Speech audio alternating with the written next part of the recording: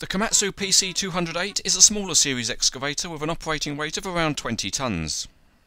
This model by NZG comes in a Komatsu branded box, and it's good to see that there's some technical information about the real machine printed on the box. Inside the box, the model is contained in an expanded polystyrene tray, and it's held in place with a clear plastic former over the top. To get the model out, all you need to do is to lift off the plastic and then pull the model straight out of the box. It's complete in the box, there's no assembly to do on the model. Although this model seems a little reluctant to come out of the box, some gentle persuasion helps, and you just need to be careful with the more delicate parts.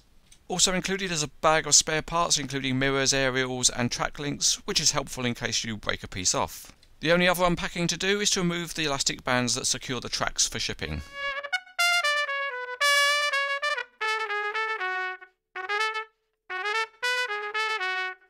Detail underneath the model is very simple, but the metal track links look quite good. The detailing on the track frames is really good though, with tiny graphics applied. A good job has been done on the operator's cab with tinted windows and realistic frames and a good interior.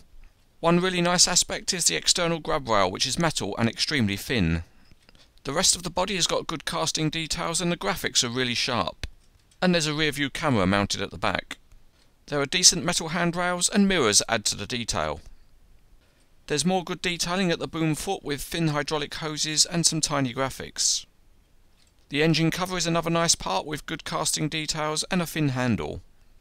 The boom and stick are fairly simple, but there's some good hydraulic hoses, and the plastic cylinder jackets have good detail, but the colour is slightly lighter than the metal parts. The metal bucket looks fine, it's not removable from the stick, but at least the rivets that secure it are not too obtrusive.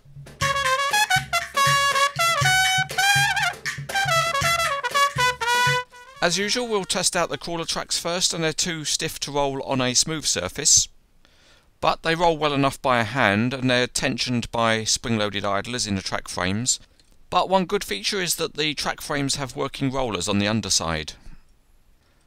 Although we've seen that the tracks are too stiff to roll on a smooth surface, we can give them a try on a rougher surface. And what we find is that they can be made to roll in one direction, but they're reluctant to move in the other direction. In terms of other functions of the machine, it certainly rotates very smoothly. And the movement of the boomstick and bucket is certainly very good. The cylinders have enough stiffness that they can hold any pose you want to set. And there's a full range of movement from reaching far out to reaching up high. The bucket can be fully folded in, and you can then obviously close the machine up. And then you can pose it on a suitable low loader or other transport vehicle. You can also fully pose it able to dig below itself, with the bucket reaching down into a deep trench or excavation. So overall, NZG have modelled the excavation function very well. Another feature of the model is the opening engine cover, which just lifts up, and that lets you see a detailed engine which is made up of a number of parts, and it looks pretty convincing.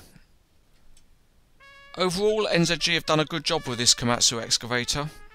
There are some nice details with the paint and graphics looking good, and the various features of the model all work pretty well too.